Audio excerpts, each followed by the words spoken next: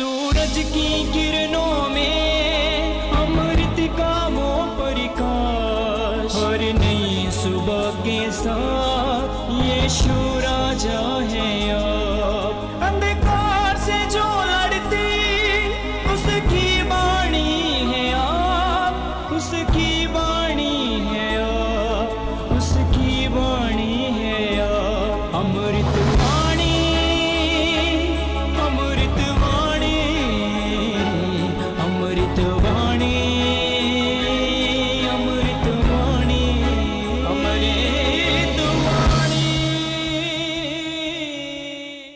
पहला पाठ सामुएल का पहला ग्रंथ, अध्याय 3, पद संख्या 1 से 10 और 19 से 20 तक।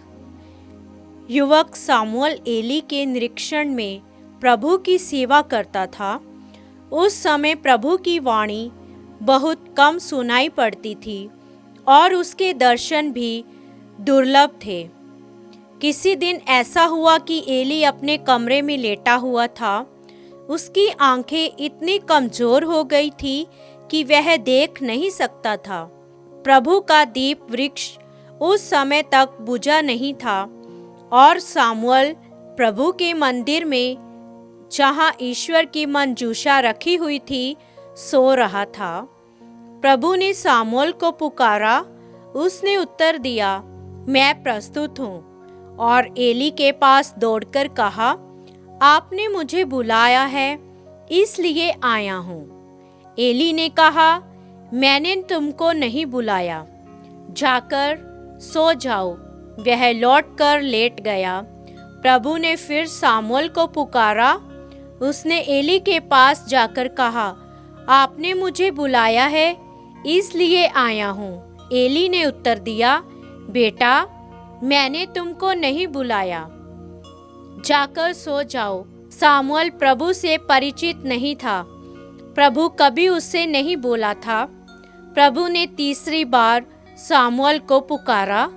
वह उठकर एली के पास गया और उसने कहा, आपने मुझे बुलाया है, इसलिए आया हूँ। तब एली समझ गया कि प्रभु युवक को बुला रहा है।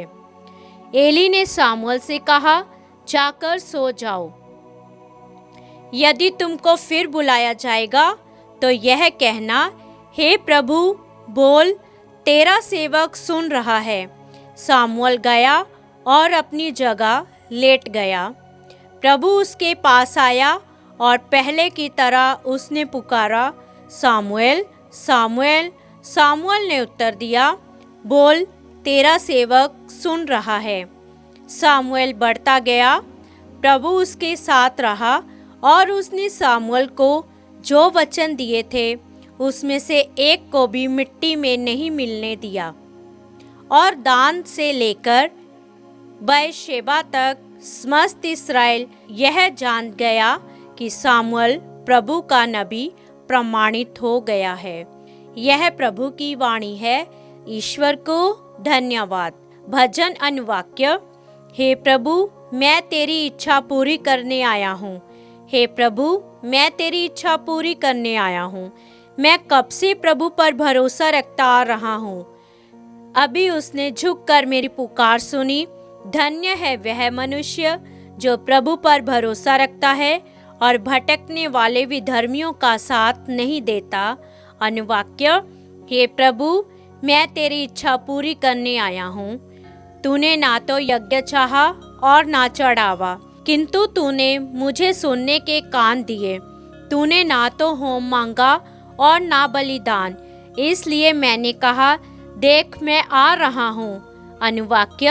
हे प्रभु, मैं तेरी इच्छा पूरी करने आया हूँ।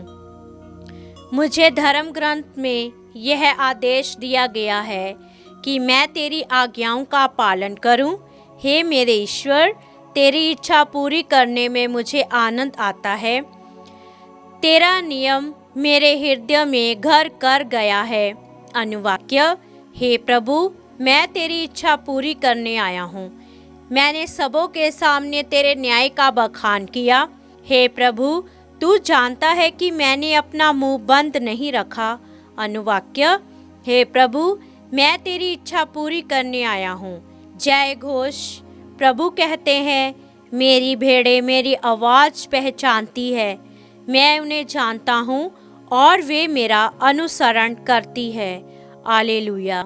संत मार्कुस के अनुसार पवित्र सुसमाचार अध्याय 1 पद संख्या 29 से 39 तक। यीशु सभागृह से निकलकर याकूब और यूहन्ना के साथ सीधे सिमोन और इंद्रियास के घर गए। सिमोन की सास बुखार से पड़ी हुई थी। लोगों ने तुरंत उसके विषय में उन्हें बताया। यीशु उनके पास आए और उन्होंने हाथ पकड़कर उसे उठाया। उसका बुखार जाता रहा और वह उन लोगों का सेवा सत्कार करने लगी। संध्या समय सूरज डूबने के बाद लोग सभी रोगियों और अपदूतग्रस्तों को उनके पास ले आए। सारा नगर द्वार पर एकत्र हो गया। यीशु ने नाना प्रकार की बीमारियों से पीड़ित बहुत से रोगियों को चंगा किया और बहुत से अपदूतों को निकाला। वह अपदूतों को बोलने से रोकते थे क्योंकि वह जानते थे कि वह कौन है। दूसरे दिन यीशु बहुत सवेरे उठकर घर से निकले और किसी एकांत स्थान पर जाकर प्रार्थना करने लगे। सिमोन और उसके साथी उनकी खोज में निकले और उन्हें पाते ही ये बोले, सब लोग आपको खोज रहे हैं।